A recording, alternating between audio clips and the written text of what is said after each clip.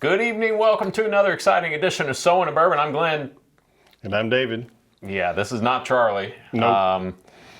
So Charlie is in Disney World right now because of my poor planning and my decision to do dry January, which wasn't a very popular decision. It's kind of dumb. Among other folks. But we didn't plan our episodes out very well, so we have to kind of get some content made while Charlie's out of town. And I haven't been over to David's bar in a while. Charlie and I came over here, gosh, what was it, a year or two? Probably about a 2 year years ago. ago. Yeah. Mm-hmm.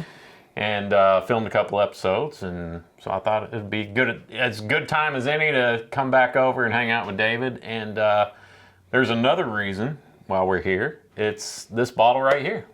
It's Burks Spring Bourbon, bottled in Bond. You probably haven't heard of this.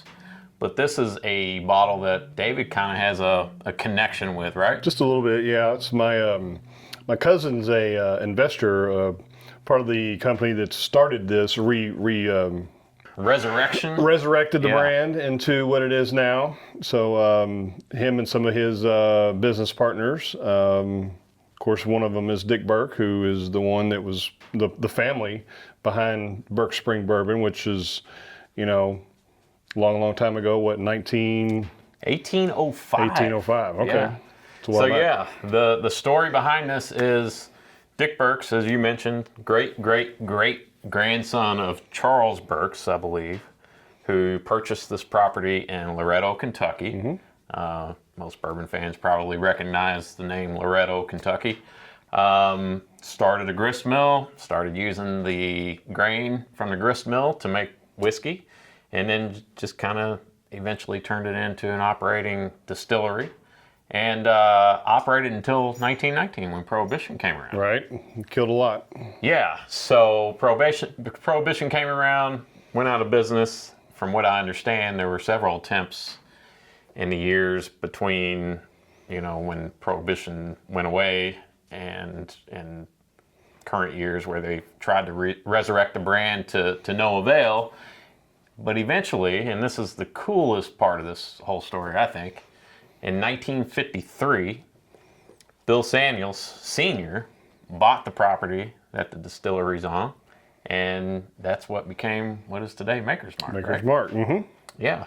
So evidently, some of the equipment that was original to the original distillery is still there and being used at Maker's Mark in the house where Dick Burke's dad and aunt were born is still now part of the visitor center at Maker's Mark. So it's pretty cool. Yep. And this is the original mash bill. Yeah, I think they actually found a bottle from a long time ago, back when they were still running, and sent it off and had the recipe, the mash bill, scientifically recreated and told them what it was. And so then from there they contract distilled having this made, and so now here we are.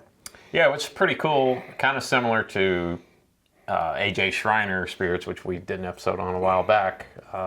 Ken Schreiner resurrected his old family recipes that he inherited to make a new iteration of their bourbon and gin. So why don't we go ahead and get into this? All right. And we'll talk a little bit more about it as we go. So this is a bottled in Bond, as I said. So it's at least 4 years old. It's not age stated, so we know it's at least 4 years old. It's 100 proof. Actually, I think it's 6 year. Okay, 6 years Yep, old. 6 year. See, that's why we're here. Inside knowledge.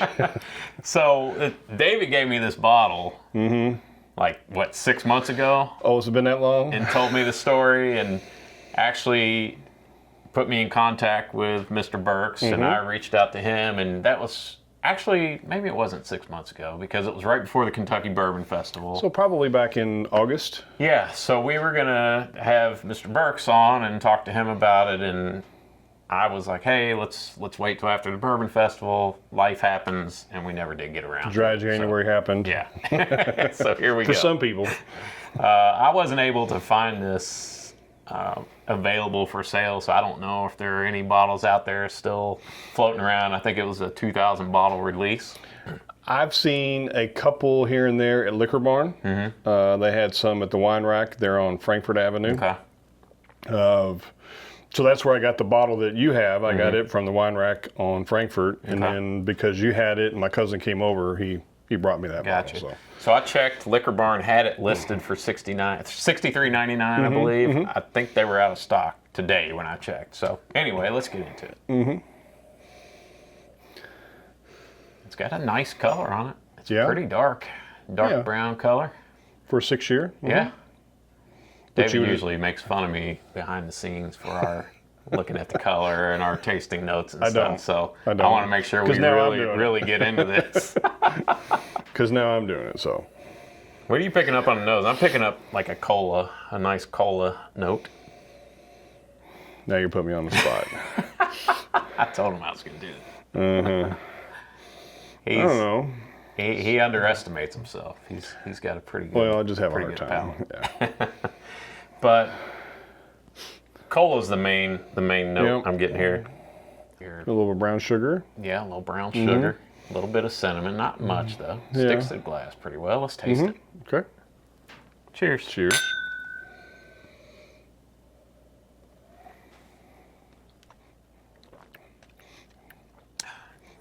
That's pretty good.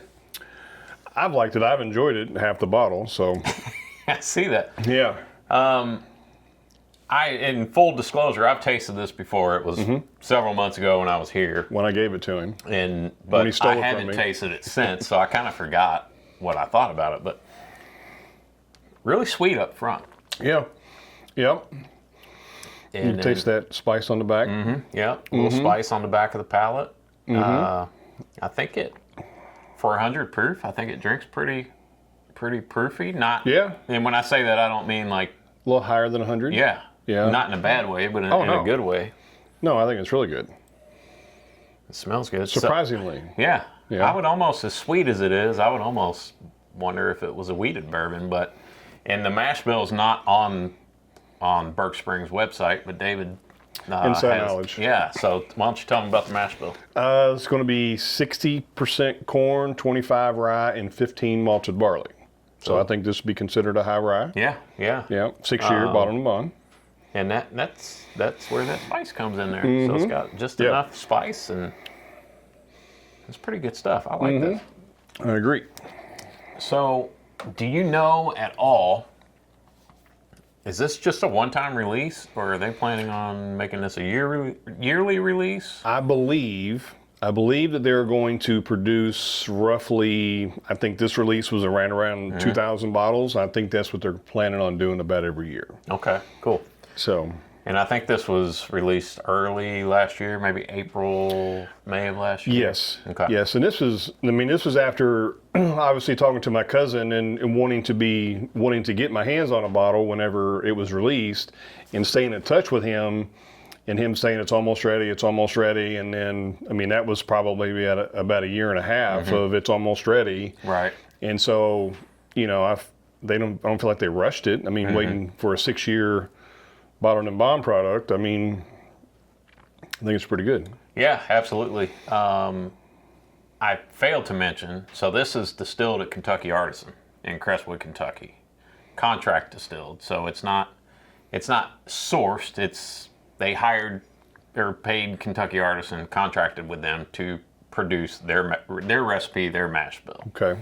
So we interrupt this programming for a correction here, an editorial correction. I just misstated that this was all Kentucky Artisan distillate, but you just found out otherwise, right? I did.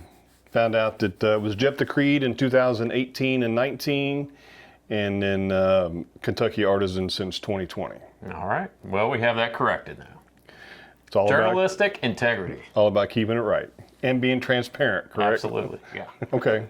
So Kentucky Artisan, I believe, didn't they make Cream of Kentucky? Now that I don't know. If I remember correctly, I think that's where Cream of Kentucky stock came from. I had Cream of Kentucky bottled and bond rye that I really liked. Okay. I don't know, did I ever share any of that with you? No, you did not. There's a hint of a little passive aggressiveness there. Not at all, not one bit. But I will say, David's always very generous. Every time I come over, He's popping bottles. You can see he's got a really nice collection behind us here. And we talked about this a little bit the last time we were here, but I'm sure most of the people watching now probably haven't seen that episode. So tell me a little bit about your bar, kind of what inspired it, kind of a cool history on the shelves that you used. Well, our basement was previously finished and it didn't have any carpeting. The bar was in here, so I built the bar, and we really didn't have a plan set out in stone. We just kind of made it up as we went. But my shelves, I was able to get those from a friend of mine that had worked for a company that took all these shelves out of a Jim Beam rickhouse that was built back in the early 1900s, I think right before Prohibition. So they had taken it out and were putting the metal racking system in there or replacing the parts that were worn out. And he was able to get a lot of those, so I was able to source those from him and sand them down and put some clear satin finish on it and hang them on the wall. So they're a big, thick, heavy oak piece of wood that very, very old. That's older than cool. we are. That's over a good 100 story. years old, yeah. And he's got all kinds of good bottles back here. I might put him on the spot and grab something that he probably doesn't want to open. And No, that's see if fine. we'll open it. No, we won't do that. We buy them to drink them. We don't buy them to hoard them. Yeah. Don't keep them on display. And speaking of which, while we're here talking about this, if you're watching at home and you have a really cool bar, man cave that you are proud of and would like to show off, man, hit us up in the comments or email me at sowinthebourbon@gmail.com especially if you're in the Louisville, Southern Indiana area. I mean, I'll come wherever if you want to pay for an airline ticket and put me up for the night, we'll come there too. But if you would like for us to come and film an episode at your place and show off your bar, or if you have a special bottle that you're super proud of and want to let us do an episode on it, we'd love to do it. That was one of the ideas behind this channel when we started it, and we did a couple episodes and kind of got away from it. It's easy to let time. I've heard that Charlie doesn't like to get out of the basement a whole lot. So. I have to drag Charlie out of the basement. He does come out of the basement to go to Disney World, though. There you go, yeah. And to go to work, apparently. So, yeah, and it's funny because Charlie and I were, after dry January, and he was a little frustrated with me for doing dry January. So we had to get together, I think it was December 30th, and we recorded 4 episodes, I believe. And then we recorded a couple episodes a couple weeks later where we didn't drink anything. Thanks for me. Well, Charlie did, but I didn't. But I called him a week or two ago. I was like, hey, man, we need to tell me when you can get together. We need to record some more episodes because we're almost out. He's like, man, I'm headed to Disney World next week. And I was like, I was irritated with him because he was going downtown. He's like, why are you pissed at me? You didn't drink for a month. So apparently Charlie didn't approve that with the So Into Bourbon board of directors before he left. We didn't plan that out very well. But here we are. So I appreciate you having me over and problem. sharing this with us. So if you're able to get a hold of this, I'd say check it out. I mean, pretty good stuff. Yes, I agree. And a good story, good history, and a great bottle to have on your bar. And doesn't good disappoint. drink. Yeah, It's got a great nose on it. Cheers. Cheers, sir. Yep. And I'd be remiss if we don't first ask you to like and subscribe here on YouTube and check us out. So Into Bourbon on Instagram, Whiskey Realtor on TikTok, as long as that's around. We're on X now, So Into Bourbon on X, and Facebook. And as always, we'll see if he ever watches the show here. I think I may have come up with it. I'm not sure. Are you trying to claim responsibility for not at all. our catchphrase? No, nope, not at all. But we're going to tell you to as always, keep your wallets loose. And apparently your bunghole tight. So see you. I'm not sure what I'm going to say yet, but I'll figure it out. I'll make it up as you go. We may have to redo it a couple times. Like normal. Yep. 3, 2, 1. See, I'm already fucking up. I don't know what I'm going to say.